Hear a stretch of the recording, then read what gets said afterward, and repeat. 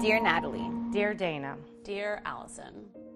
As I sit down to write this letter, I cannot help but reflect on the incredible journey we've been on since the hurricane struck. Up until August of 2022, your life will have been seemingly okay. Your world will stop when your dad dies unexpectedly on August 20th. And before you have a chance to try to start your new normal, one of the biggest storms of your career is stirring the Caribbean. You have mixed emotions September 27th, the day before Hurricane Ian hits. You send the kids to Miami with your parents. It happens to be Catalina's birthday, your daughter. Your neighbors are all staying home, so it keeps you somewhat calm. The mood is one of anticipation, tinged with apprehension, however, a sense of preparedness. You imagine your dad calling before the storm to say, "Be safe down there," in the most stereotypical Western Pennsylvanian way. You know, lots of love behind just a few simple words with a tinge of worry. The next day, you're watching the news, and apparently the storm has shifted, and it'll be landing in Fort Myers Beach. Your heart sinks, and you become nervous, because you honestly don't know what to expect. Natalie, you're going to go through the most terrifying experience of your life.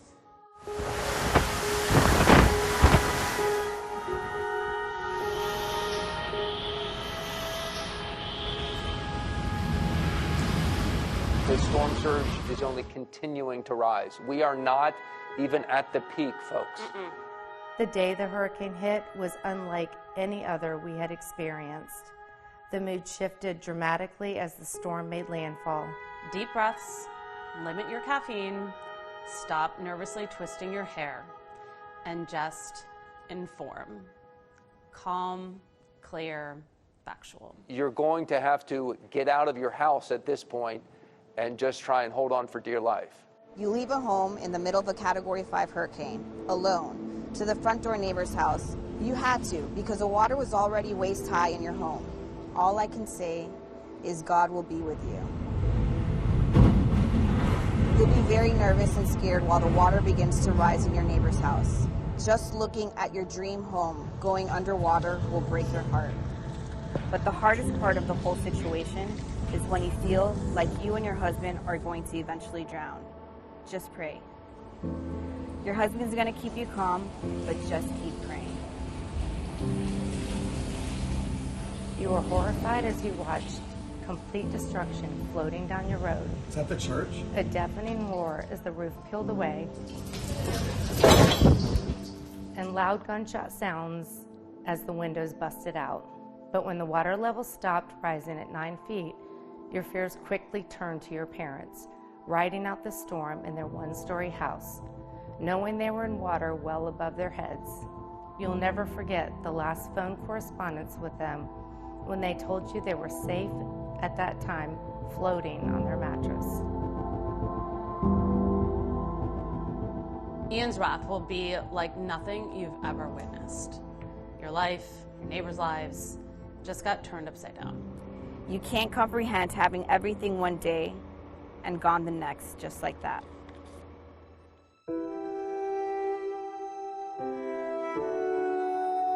This has an Armageddon type feel to it, folks. And this was, in fact, the perfect storm. As soon as the storm ends and the sun begins to rise, you quickly start on your mile trek to find your parents. The moment you begin to breathe again will be when you pass someone who told you an older couple was alive in a house just up the road. It was then you will find the energy to sprint to find your parents alive, not well, but alive.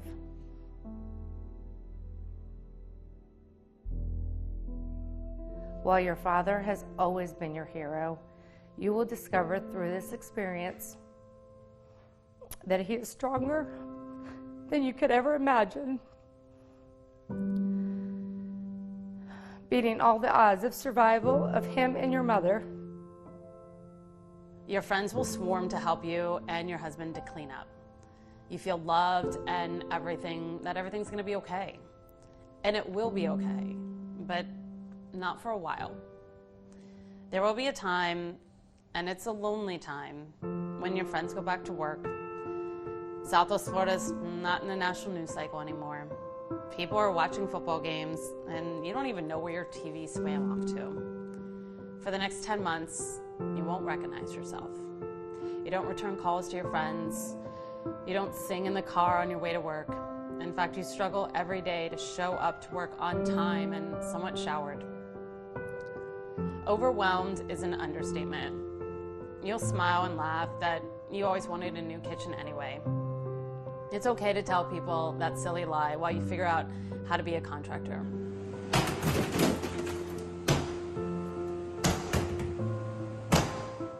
Some days will be harder than others. You're going to be tired of being strong, but focus on the good and positive things. Your heart will break the most when it comes to your kids. You feel as you have to be their protector, and yet it's all gone. But they're so resilient. It's incredible. They inspire you. Through the trials and tribulations, it will become abundantly clear to you that the essence of life lies in relationships we nurture, the moments we share, and the love we give and receive. You'll develop new friendships, build closer ones with your neighbors. You'll find out how selfless your neighbor Craig is. You cannot do it alone, and you won't do it alone. You will have a house again, and it will be beautiful. You will sing in the car again, that same song of the week on repeat, and you will watch football again.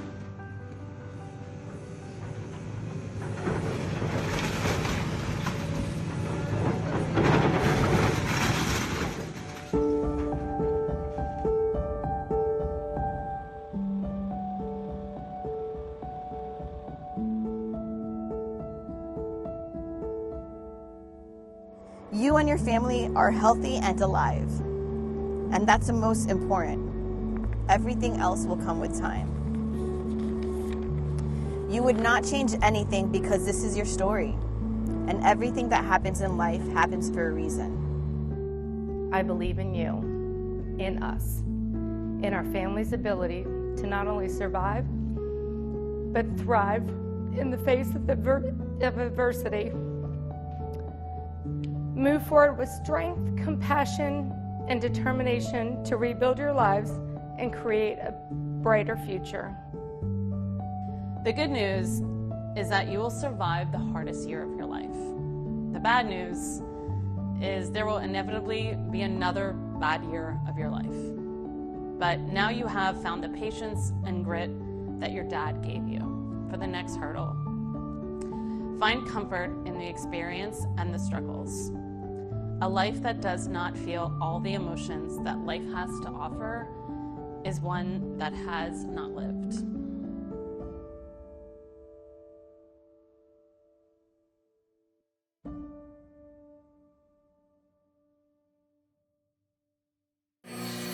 At the Woodturners Club of Southwest Florida, work is underway on a pivotal project. If only they were all that easy. I'd have to imagine this is the most important project this club has ever done. Oh, absolutely. Because in January, the club received a message from this man, Bob Campbell. Glad to be here talking to you. During Hurricane Ian, Bob stayed in his Fort Myers Beach home. As the rising floodwaters forced him to leave, Bob swam for his life. Then he noticed two branches poking from the water. I grabbed onto one and it pulled me around, and I grabbed onto the other, and I realized this is a good thing. This tree is strong. And I found a comfortable place, and the tree just, it felt like it hugged me. Bob clutched to that tree for 5 hours. The second I was in that tree, I knew it. I went from, I'm a dead man, to, I'm okay, I'm wet. That's the worst that's happened, I'm wet. And the rest is history. For 3 months after the storm, Bob left the beach. He returned in January. The neighbor said, "Did you see what happened to your tree?" And I said, "No." And she pointed over it, and it was laying on the ground. Someone had cut it down. And I don't know if it was that night, the next day, I thought, well, maybe we can make something out of it. Through a friend, Bob learned about the wood turners. Joe Payne is the club president. We'd never had anyone contact us to ask us to turn the wood of the tree that saved their life. Of course, they did not hesitate to help. To see the reaction that he has to it makes it worth it because it matters to him. Over the past several months, members have been carefully crafting. Bob has not seen the items they made until now. That's amazing. You guys are incredible. Piece by piece. It's amazing. Thank you, John. Bob once again clung to the tree that saved him. I'll continue to hold on to him as tightly as I did that day. That day will be forever embedded in his mind, and so will the generosity that followed. What did that mean to you? I see the wood and cry. That's my tree. Bob's Tree of Life. Thank you. You are most welcome. In Fort Myers. Sean Martinelli, NBC2.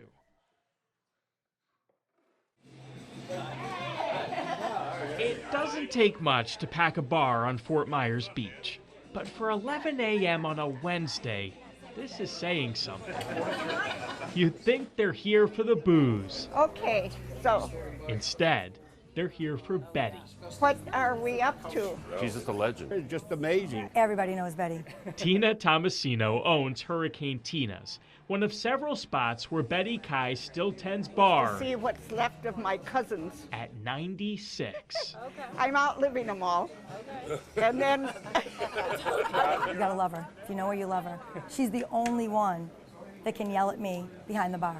For decades, Betty owned a bar in Wisconsin. 33 years ago, she sold it to retire. from there on, it's been one place or another. Although we're not exactly sure she knows the definition of retirement. I've been working on the beach for 33 years, Wow. somewhere. Her current schedule rivals that of a hustling 20-something. Thursday night, Friday night, Saturday night, and Monday night. And then on Sunday afternoons usually. And just like our camera couldn't keep up with Betty, neither can her customers. $8, honey. Oh, okay. They'll say, oh, you're 92. No, I'm going to be 96.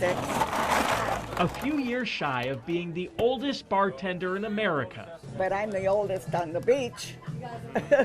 That in and of itself would be impressive enough. But that's not all. She's a minister, licensed, and you probably knew that. The only time I put makeup on is for a wedding. A licensed minister who's officiated more than 500 ceremonies. Yeah. And there's more. Up until recently, she was doing landscaping for somebody. She was taking care of 7 houses. I got a couple pictures of that. I had a nice John Deere to do the big yards. Juggling all of those jobs could be a circus act, though Betty already was. She was a member of the Ringling Brothers Circus. If only we had pictures of that. Just, use your imagination. Despite the different directions Betty's life has turned, I got to make change. she always finds her way back here. What has kept you doing it all these years? The people. The people. Yeah. You can't ask for more than that. Friendship. To me. If you're going to live to be 90, that's who you want to be, is Betty. A woman who continues raising and tending the bar. They ought to hire you down at Margaritaville. I already have a job down there. Oh, you do? On Fort Myers Beach, Sean Martinelli, Well, I don't know when I'm going to work there, though. NBC2.